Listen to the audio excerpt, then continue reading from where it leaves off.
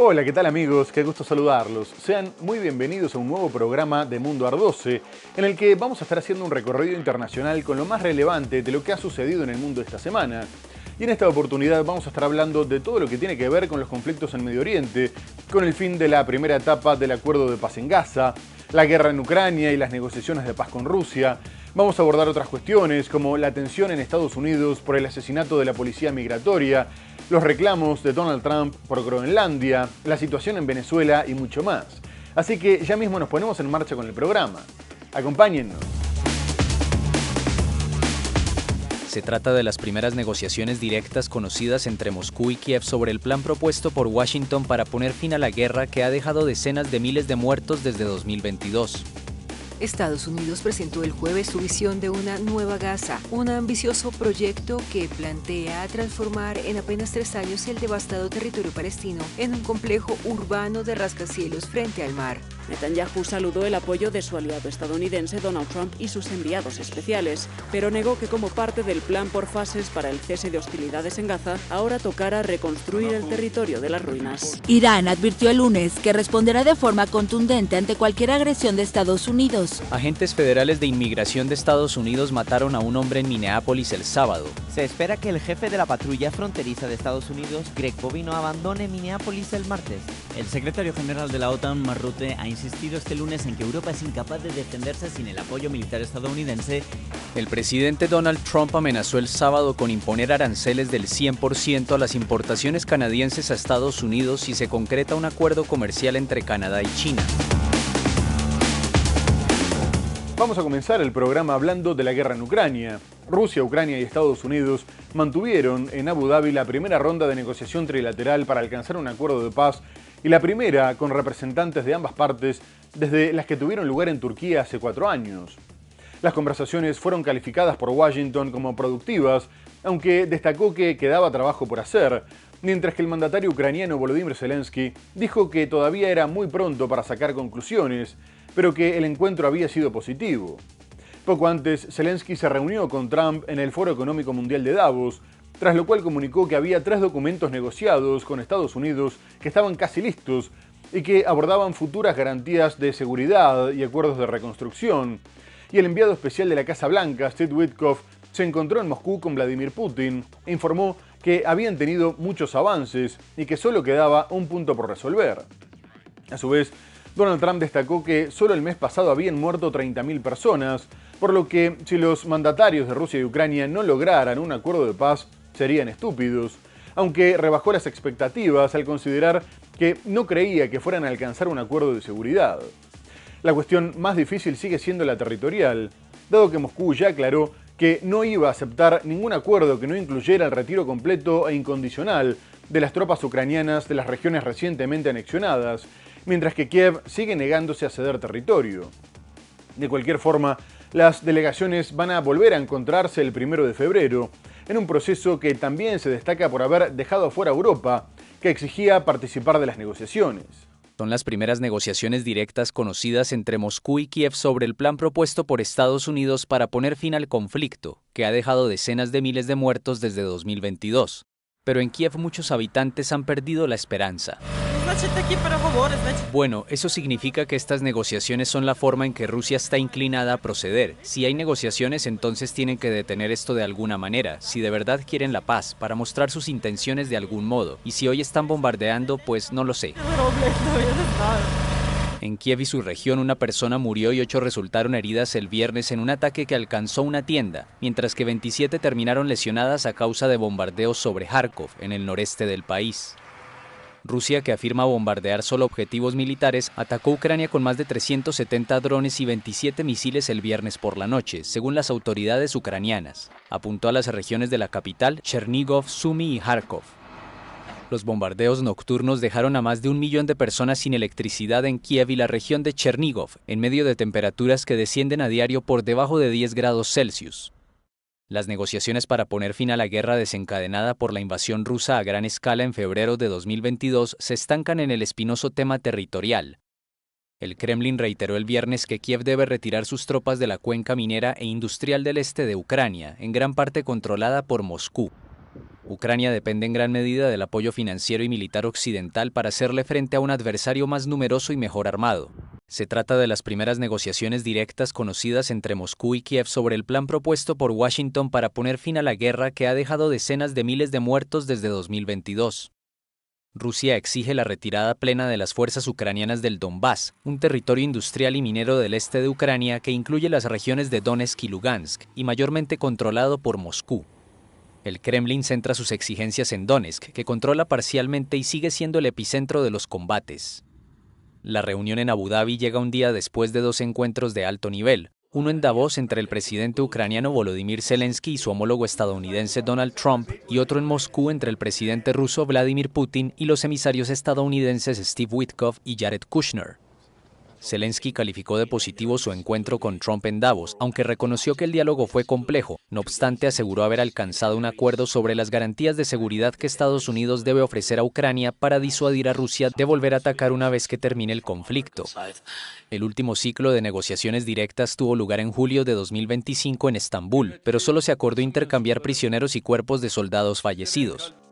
El frente en Ucrania sigue sin movimientos importantes, dado que las condiciones son cada vez más difíciles por la nieve y las bajas temperaturas, y los avances son de unos pocos kilómetros, más allá de que Rusia ya combate dentro de Konstantinovka y Limán, 2 ciudades estratégicas de Donetsk.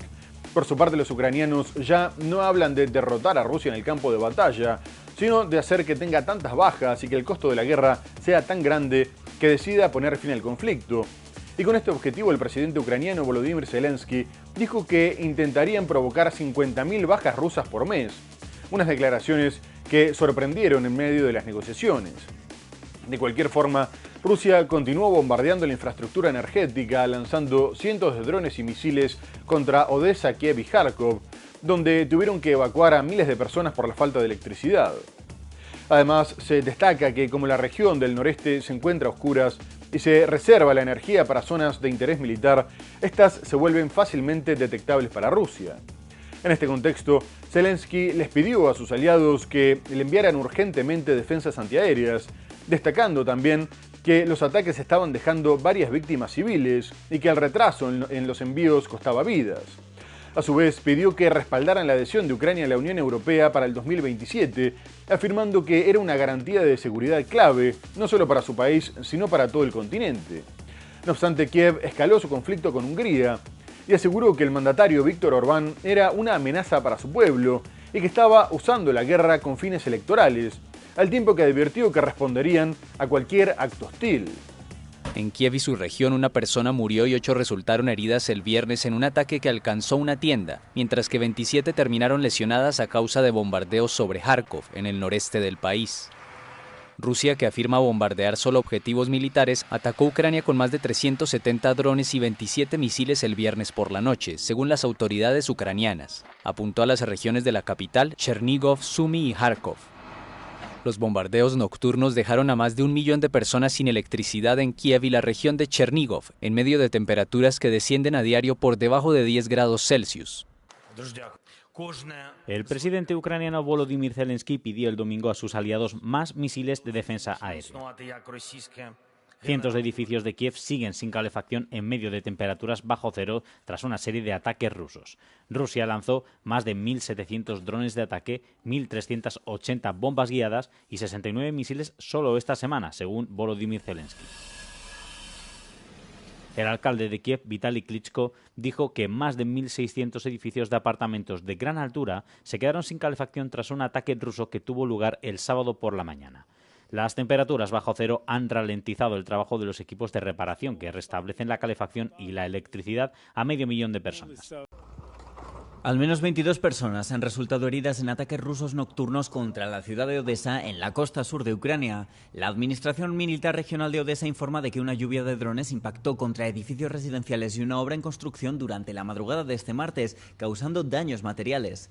Y ahora vamos a dejar Ucrania para ir a Medio Oriente. Israel recuperó el cuerpo del último rehén después de registrar un cementerio al norte de Gaza y tras confirmar su identidad, el primer ministro Benjamin Netanyahu lo calificó como un logro tremendo, ya que había cumplido con su promesa de llevar de vuelta a todos los israelíes. Rangvili era un sargento de la policía de élite que perdió la vida a los 24 años en el ataque del 7 de octubre del 2023.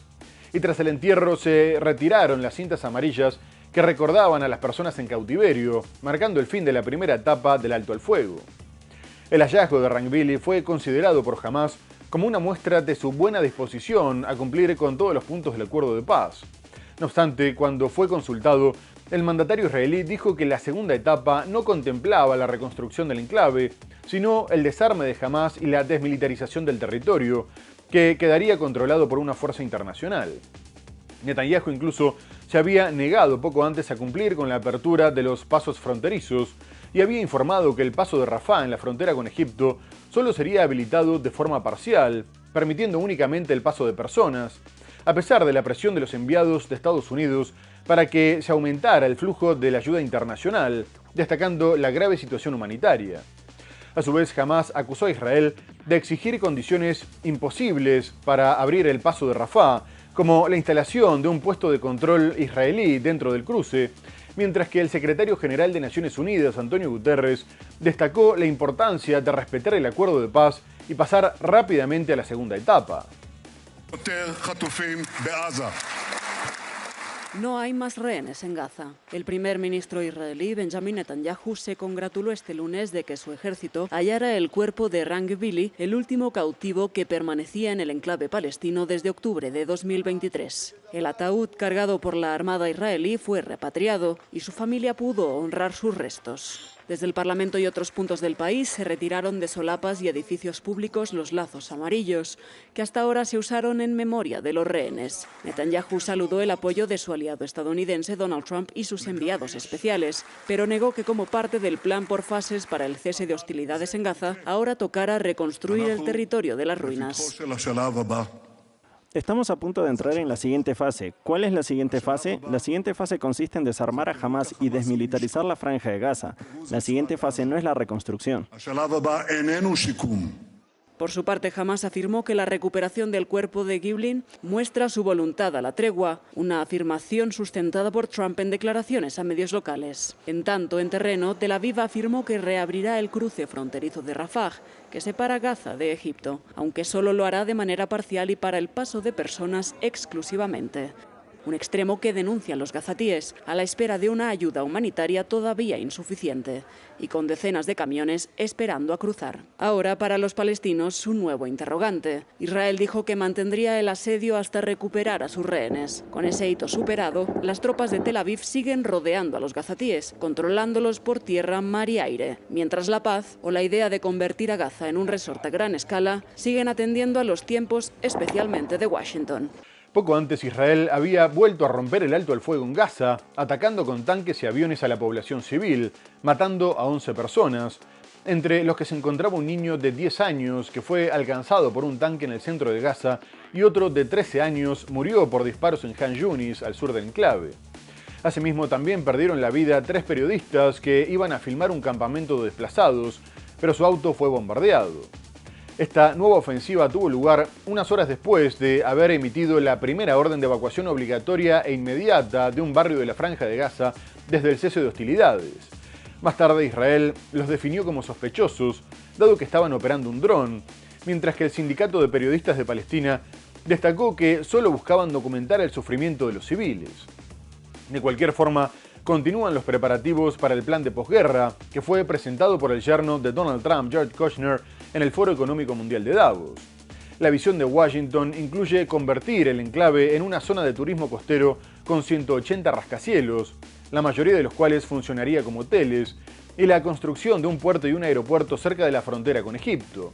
Además, informó que los trabajos de remoción de escombros ya habían comenzado y que todo estaría terminado en 2 o 3 años, detallando que varios gobiernos harían las primeras contribuciones, pero también llamó al sector privado, prometiendo increíbles oportunidades de inversión, aunque destacó que todo dependería de la desmilitarización de Hamás. Estados Unidos presentó el jueves su visión de una nueva Gaza, un ambicioso proyecto que plantea transformar en apenas 3 años el devastado territorio palestino en un complejo urbano de rascacielos frente al mar. La iniciativa fue anunciada por el presidente Donald Trump durante el Foro Económico Mundial de Davos en Suiza, al presentar su llamado Consejo de Paz, un organismo concebido inicialmente para supervisar la reconstrucción de Gaza, pero que aspira a intervenir en la resolución de conflictos internacionales en competencia con Naciones Unidas. Trump defendió el proyecto desde una lógica empresarial, destacando el valor estratégico del enclave costero y su potencial económico y turístico. Dije, miren esta ubicación junto al mar, miren este hermoso terreno, lo que podría ser para tanta gente. Va a ser tan grandioso. Personas que hoy viven en condiciones tan precarias van a vivir tan bien, pero todo comenzó con una ubicación. Esa es la visión. Luego miren hacia las aguas. Hay muy poca gente, muy pocos lugares son como este. El plan es promovido también por Jared Kushner, yerno de Trump y uno de sus enviados para el alto el fuego en Gaza, quien habló de un éxito descomunal, respaldado por inversiones de al menos $25.000 millones para reconstruir infraestructura y servicios públicos destruidos desde la guerra iniciada tras el ataque de Hamas contra Israel en octubre de 2023. Según Kushner, en 10 años el Producto Interno Bruto de Gaza podría alcanzar los $10.000 millones con ingresos promedio de $13.000 anuales por hogar y pleno empleo, frente a una economía que durante décadas dependió en un 85% de la ayuda internacional. Por otra parte, la tensión entre Estados Unidos e Irán volvió a aumentar tras una breve relajación, después de que cesaran las protestas contra el régimen teocrático. Washington había advertido en Naciones Unidas que todas las opciones estaban sobre la mesa para apoyar a quienes exigían la caída del régimen, y Donald Trump informó que tenían una flota enorme dirigiéndose a la zona, entre la que se encontraba el portaaviones USS Abraham Lincoln, y que, si bien prefería que no pasara nada, estaban vigilando muy de cerca. A su vez, había amenazado con borrar a Irán de la faz de la tierra si intentaba asesinarlo, mientras que la República Islámica también dijo que si el líder supremo, el ayatolá Ali Khamenei, era asesinado, sería considerado como una declaración de guerra y atacarían sin restricciones.